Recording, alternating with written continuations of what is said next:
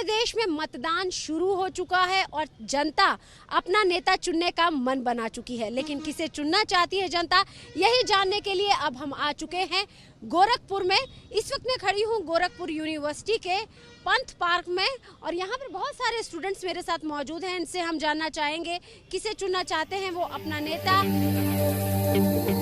मोदी जैसा ही कोई प्रखर व्यक्ति मुख्यमंत्री भी होना चाहिए।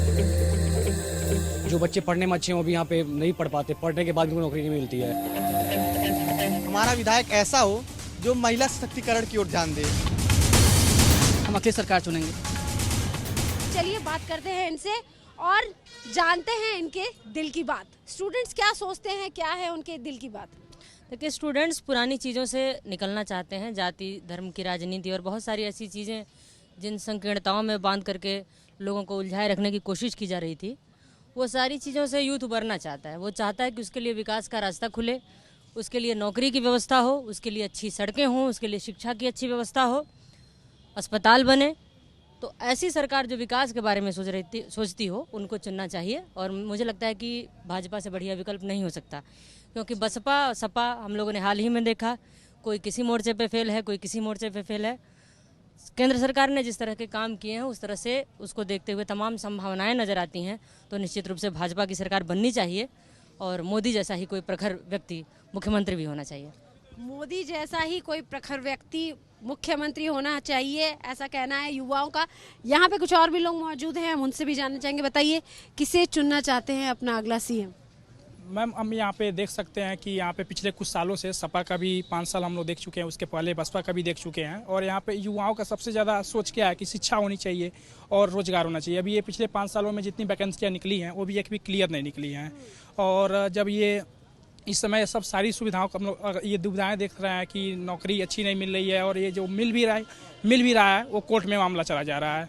तो इस समय हम लोग देख सकते हैं कि भाजपा का ही सबसे अच्छा बेस्ट माना जाएगा कि हम लोग कोई ऐसा सीएम चुने जो भाजपा से ही हो और जो हम लोग युवाओं का सोच रखे कि वो शिक्षा पे अच्छे से ध्यान दे।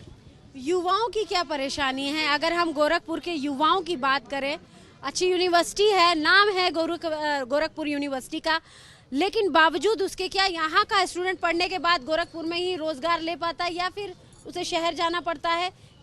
बताइए। मैम, बाहर जाना पड़ता है पढ़ने के लिए। मैम, पढ़ने के बाद भी यहाँ पे नौकरी एकदम अच्छे से नहीं मिल पाती है। कुछ ना कुछ सोर्स चाहिए, यहाँ पे नौकरी पाने के लिए सोर्स लगाना पड़ता है अपने लिए। जो बच्चे पढ़ने में अच्छे हैं वो भी यहाँ पे नहीं पढ़ पाते, पढ़ने के बाद भी उनको नौकरी नहीं मिलती है, तो बाहर जाके अपना काम करते हैं। इसके अलावा और क्या क्या इश्यूज हैं? अगर हम गोरखपुर की बात करें तो क्या क्या इश्यूज हैं यहाँ पर? और एक्चुअली मैम आप देखोगे तो कोई रोड वगैरह अच्छे नहीं है, ठीक है, ट्रैफिक कंट्रोल होता नहीं, जाम वगैरह चारों तरफ। तो इन चीज़ों से निकलना है हमें, ठीक है। नीट एंड क्लीन सिटी बनाना है गोरखपुर को। तो जो भी सरकार है वो हमारे लिए काम करे, गोरखपुर के लिए काम करे, बस हम यही चाहते हैं। नीट एंड क्लीन सिटी चाहते हैं लोग, गोरखपुर को अच्छी सिटी के तौर पे ही चाहते हैं। और यहाँ की जनता बिल्कुल मन बना चुकी है कि ऐसा नेता हम उनके बीच में आए जो गोरखपुर को एक और दिशा में कहीं ले जाए। आप बताइए क्या है स्टूडेंट्स की इश्यूज? जैसा हम सब जानते हैं, मेरे कई मित्रों ने विकास का मुद्दा रखा, लेकिन मैं चाहता हूं कि इन सब से परे हटकर हमारा विधायक ऐसा हो जो महिला सशक्तिकरण की ओर ध्यान दे। हम सब जानते हैं हमारे शहर में महिलाओं के खिलाफ अत्याचार हो रहे हैं, हम रोज अखबारों में पढ़ते हैं, किसी की हत्या हो रही है, बलात्कार जैसे अपराध हो रहे हैं। तो हमारा विधायक ऐसा हो, ऐसी पार्टी का हो ताकि वह क्राइम को, अपराध को हमारे शहर से कम करे और हमारे शहर को सुदृढ़ शहर बनाए। आप आइए आगे, हम आपसे जानना चाहेंगे कि गोरखपुर सिटी में क्या आप खुद को सुरक्षित महसूस करती हैं? जी, मैं तो महसूस करती हूँ, लेकिन बहुत सी ऐसी लड़कियाँ जो नहीं महसूस करती ऐसा, और ये सारे इफ टीजिंग की वजह से है जो लड़के यहाँ करते हैं। तो इसकी वजह से मैं बीजेपी को वोट करना चाहूँगी। क्या आप भी परेशान हैं इफ टीजिंग से? ये बताइए। हाँ, मैं भी परेशान हूँ। गवर्नमेंट को ऐसे कानून बनाना चाहिए जो इस पे ध्यान दे और ये सब खत्म करे। आप बताइए, क्या इफ टीजिंग जैसी चीजें यहाँ पर कॉलेज में भी होती हैं? बिल्कुल, यहाँ इससे क्राइम गोरखपुर में बहुत है। अगर आप ऐसा नेता हमारे बीच होना चाहिए कि वो पहले प्रायोरिटी दे लड़कियों की सुरक्षा को, लेकिन ऐसा नहीं होता है। अगर कोई छेड़ के निकल जाता है या बड़ा काम करता है या बड़ा क्राइम करता है तो वो तुरंत छूट जाता है, क्योंकि वो किसी नेता के लिंक से। ऐसे नेता होते हैं कि वो तुरंत ही क्राइम करने वालों को तुरंत ही छुड़वा लेते हैं, जबकि हमारे बीच ऐसा नेता होना चाहिए जो कि उस चीज़ को फोकस करके उस चीज़ पे एक्शन ले। बिल्कुल एक्शन लेना बहुत ज़रूरी है। क्राइम हुआ है तो उसकी सज़ा मिलनी भी बहुत ज़रूरी है और लॉ एंड ऑर्डर्स बहुत ज़रूरी होता है किसी भी शहर को खूबसूरत बनाने के लिए। क्या कहेंगे, गोरखपुर में लॉ एंड ऑर्डर की कमी है? हाँ, लॉ एंड ऑर्डर की कमी है। एक सेफ और सिक्योर माहौल ज़रूर होना चाहिए ताकि यहाँ पर सिविलियंस, नॉट ओनली फीमेल्स, सारे सिविलियंस अपने आप को सेफ फील करें। बिल्कुल, सभी सिविलियंस खुद को सेफ महसूस करें। आप बताइए इस शहर के बारे में, क्या खामियां हैं और क्या ठीक होना चाहिए? देखिए, हमारे नज़र में जो सबसे बड़ी खामी आज के टाइम पे ये है कि जो हमारे यहाँ प्रदेश सरकार जो है, ये क्या है कि हमेशा से यहीं के रह गए हैं लोग। जैसे मुलायम सिंह यादव की पार्टी हुई, चाहे बसपा से जो लोग भी हुए, तो ये क्षेत्रीय पार्टी या फिर यहाँ लोकल की रह गई। हमें ऐसा महसूस होता है जैसे मान लीजिए बहुत साल हो गए यूपी में केंद्र सरकार का मतलब गवर्नमेंट आई हुई। अगर ऐसा होता है तो केंद्र में भी भाजपा की सरकार है और अगर शासन को और भी अच्छा बनाना है तो अगर ये केंद्रीय पार्टी हमारे बीच में आती है तो जो वहाँ पर डायरेक्ट जो चीज़ें लागू की जाएंगी यहाँ पर और अच्छी तरीके से पालन उनका होगा। और लेकिन कमियां क्या हैं यहाँ की? गोरखपुर की कमियां बताइए कि क्या मतलब क्या क्या और सुधार की क्या क्या गुंजाइश है इस शहर में? सबसे बड़ी जो सुधार की गुंजाइश ये है, सबसे पहली बात कि यहाँ पे युवा वर्ग बहुत ज़्यादा लोग हैं, बेरोजगार है, ये कह सकते हैं युवा यहाँ के गोरखपुर के बेरोजगार हैं। पढ़ाई की माहौल तो ऐसी, पढ़ाई की मतलब व्यवस्था तो अच्छी है लेकिन इस टाइम पे जो उसकी क्वालिटी नहीं रह गई। उस टाइम पे जब बच्चे जो लेवल पे पढ़ते हैं लोग, अब ये बच्चे छोटे लेवल पे हो या फिर बड़े लेवल कॉलेज में जाते हो आप, यूनिवर्सिटी में आते हो आप, तो कहने के लिए तो हम ग्रेजुएशन कर लेते हैं मैम यहाँ पे, लेकिन जो क्वालिटी होनी चाहिए हमारी एजुकेशन की ना बहुत लो हो चुकी है। उसको और मतलब प्रॉपर वो करना चाहिए, इसको इम्प्रूव करना चाहिए हमारे यहाँ, ताकि वो फिर से जो पुरानी चीज़ें वहाँ पे थी, पढ़ाई लिखाई हमारे पे माहौल था, विश्व गुरु भारत था, ऐसा कुछ करना है अगर तो हमारी शिक्षा को और बेहतर बनाना होगा और माहौल को और फ्रेंडली बनाना होगा हमारे यहाँ पे। थोड़ा सा ठीक है। एजुकेशन का स्तर कैसा है यहाँ पर? अगर हम गोरखपुर की बात करें, प्रोफेसर्स की बात करें, कैसा माहौल है यहाँ पर? पढ़ने वाला माहौल है यूनिवर्सिटी में या नहीं है, ये बताइए पहले। अभी जो है यहाँ पढ़ाई में बहुत सुधार लानी है, अभी उस तरह का माहौल नहीं है। पढ़ाई का माहौल नहीं है। अगर हम गोरखपुर यूनिवर्सिटी की बात करें तो यहाँ पर पढ़ाई का माहौल नहीं है, सुधार की ज़रूरत है। प्रोफेसर सीरियस होने चाहिए और स्टूडेंट्स और भी सीरियस होने चाहिए अपने भविष्य को लेके। यस मैडम, यहाँ के पढ़ाई में जो है बहुत कुछ सुधार लाना है। यहाँ क्या है कि हमें ऐसे सरकार आनी चाहिए जो हमारे विकास के लिए सोचे, जातिवाद से हट के, धर्म से। क्या सरकारें सब कुछ कर देंगी? क्या ऐसी कोई जादू की छड़ी होती है सरकार के पास कि सब कुछ ठीक कर देगी, या अपने खुद के अंदर भी हमें बदलाव की ज़रूरत है? मैम यहाँ पे देखिए, प्रोफेसर की बात करें तो प्रोफेसर तो अच्छे हैं लोग, वो पढ़ाते भी अच्छे हैं लोग, लेकिन कुछ बच्चे भी यहाँ पे हैं जो स्टडी को सीरियसली नहीं लेते हैं और पीछे वो गपशप करते रहते हैं। जो बच्चे आगे बैठते हैं वही पढ़ पाते हैं, बाकी पीछे के बच्चे को जो मान लीजिए कुछ गंभीरता का अभाव, ये मतलब यहाँ पे कुछ व्यवस्था करनी चाहिए कि जो बच्चे जो नहीं पढ़ना चाहते हैं क्लास को डिस्टर्ब भी मत करें। और जो बच्चों का एडमिशन होना चाहिए या नहीं होना चाहिए, या एडमिशन प्रक्रिया और कड़ी होनी चाहिए? ऐसी कड़ी होनी चाहिए कि जो बच्चे नहीं पढ़ना चाहते हैं वो क्यों क्लास में मत बैठे, या वो क्लास में मत, जो बच्चे पढ़ना चाहते हैं वो क्लास में बैठे और पढ़ें, अच्छे से पढ़ें। अगर आज का युवा गंभीर नहीं होगा अपने भविष्य को लेके तो हम ये कह सकते हैं कि देश का भविष्य भी आने वाले दिनों में अंधकार में डूब जाएगा। यहाँ पे कुछ और लोग हैं, हम उनसे भी बात करेंगे। सर, आप यहाँ पर आए हैं, क्या यूनिवर्सिटी में आप पढ़ाते हैं? ये यहाँ पे सबसे ज्वलंत मुद्दा है इंसेफ्लाइटिस का। इंसेफ्लाइटिस का सबसे ज्वलंत मुद्दा है। यहाँ पे बच्चे इतने मरते हैं इंसेफ्लाइटिस से, और हमारा गोरखपुर का दुर्भाग्य है कि 15 साल से यहाँ पे विधायक केवल धर्म का लबादा ओढ़ करके चुनाव जीत जाते हैं। वो बाल रोग विशेषज्ञ हैं और कभी भी बच्चों के लिए कोई कैंप नहीं लगाया, इंसेफ्लाइटिस वाले बच्चों के लिए कोई कैंप नहीं लगाया, और ना ही इसके लिए विधानसभा में कभी आवाज़ उठाया कि इंसेफ्लाइटिस के निदान के लिए। जो यहाँ के सांसद हैं उनके काम से खुश हैं? नहीं, सांसद के भी काम से नहीं खुश हैं। 25 साल से गोरखपुर को दिया क्या सांसद ने? 5 बार के सांसद हैं, बता दीजिए गोरखपुर में दिया क्या उन्होंने? तो क्या बदलाव की अब जरूरत है? बदलाव की जरूरत है। हमारा युवा लड़का लड़ रहा है, उसके लिए हम लोग भी कैंपेन कर रहे हैं और उसको जिताएंगे। युवा है और काम करता है, एम्स के लिए 40 दिन तक की लड़ाई लड़ी है। युवा की आपने बात करी, आप भी युवा हैं, आप बताइए, क्या ऐसा नहीं लगता कि युवा सोच भविष्य को बदल सकती है? बदल सकती मैम, लेकिन इस पूरे उत्तर प्रदेश में तुष्टीकरण की राजनीति हो रही है। तुष्टीकरण यानी एक जाति विशेष को इंगित। आपने अपने सांसद को देखा है, कभी आए हो? देखा है, जाके व्यक्तिगत 9 से 11 के बीच 2 घंटे बिना किसी सुरक्षा के 2 घंटे आके बैठते हैं और जनता की एक एक बात को सुनते हैं और मिलते हैं प्रत्यक्ष रूप से। कौन होना चाहिए ऐसा सीएम जो गोरखपुर को सही दिशा की ओर ले जाए? सीएम मैं तो यहाँ विधायक की बात कर रहा हूँ। सीएम बताइए, सीएम के विजन के बाद तो भी काम किया है, उसका काम बोल रहा है। अखिलेश ने काम किया है, अभी ये यमुना एक्सप्रेस हाईवे है आपका, और ये गोमती नगर का, और हर जगह सड़कें बन रही है। अखिलेश ने काम किया है। उन सड़कों की बात किया जा रहा है जहां अभी तक बनी नहीं, जो सड़कें वो बात की जा रही है जो बनी नहीं। लेकिन हम भी आ रहे हैं, हम लोग भी आ रहे हैं ट्रैवल करते हुए। सड़कें तो खैर यहाँ की खस्ता हाल है, और उसके लिए केंद्र के साथ साथ राज्य सरकार भी हम कह सकते हैं जिम्मेदार, और काफी हद तक सांसद भी अगर हम कहें तो जिम्मेदार है। आप बताइए कि गोरखपुर कैसे एक हाई क्लास सिटी बन सकती है? मैम, गोरखपुर को हाई क्लास बनाने के लिए सबसे पहले तो व्यक्ति को अपने सोच में बदलाव लाना पड़ेगा। हम अपने घर के जो कूड़ा करकट होता है वो उठाते हैं, नाला सामने पड़ा जाकर डाल दिया, उसमें स्वच्छता की कमी है। स्वच्छता की कमी है। मोदी सर लाख बार कहें, लेकिन वो तो यहाँ आएंगे नहीं। हम ही आपको जो है अपने घर की साफ सफाई, अपने पड़ोस सफाई वो करनी है। शादी विवाह होता है, जूठा हुआ, कुछ भी हुआ, लाके सामने नाले में डाल दिया या कहीं साइड में डाल दिया। इससे कितने लोगों को परेशानी होगी या कितनी बीमारियां फैलेंगी, इससे हमारा कोई मतलब। हमारा घर साफ है तो सबसे पहले हमको अपने बदलाव करनी है। अपने घर के साथ साथ अपने आसपास भी सफाई रखनी पड़ेगी। बिल्कुल बिल्कुल बिल्कुल। तो कौन होना चाहिए सीएम प्रदेश का, जिसको लगता है कि हाँ ये प्रदेश में बदलाव ला सकता है, गोरखपुर में भी बदलाव की लहर ला सकते हैं? बताइए कौन होने चाहिए? मैम, मुझे तो ऐसा कोई नज़र नहीं आ रहा है, क्योंकि सब लोग जो है एक ही चट्टे बट्टे हैं। ठीक है ना? जनता इस बात से परेशान है। इस बात से परेशान है, कौन जो है सही है ये कोई क्लियर नहीं कर पा रहा कौन सही है। लेकिन फिर भी वोट तो आप देंगे? वोट हम देंगे। तो किसको चुनना चाहेंगे? हम अखिलेश सरकार चुनेंगे। अखिलेश को। वो जात पात का वो छोड़ दें तो बाकी अखिलेश सरकार बेहतर है। सिर्फ एक जात को न लें, वो सारे समाज को लेके चलें। शहीदों की चिताओं पर लगेंगे हर बरस मेले, वतन पर मरने वालों का बाकी यही निशान होगा। बैलेट बॉक्स में आपका एक बार फिर से स्वागत है। इस वक्त मैं खड़ी हुई हूँ गोरखपुर में, और गोरखपुर के उर्दू बाजार में। मेरे पीछे आप देख सकते हैं कि ठीक ये है गोरखपुर का घंटाघर, जहां पर स्वतंत्रता सेनानी पंडित राम प्रसाद बिस्मिल की याद में ये घंटाघर बनाया गया है। ये स्वतंत्रता सेनानी की धरती है जो कि गंगा जमुना तहजीब को भी बताती है।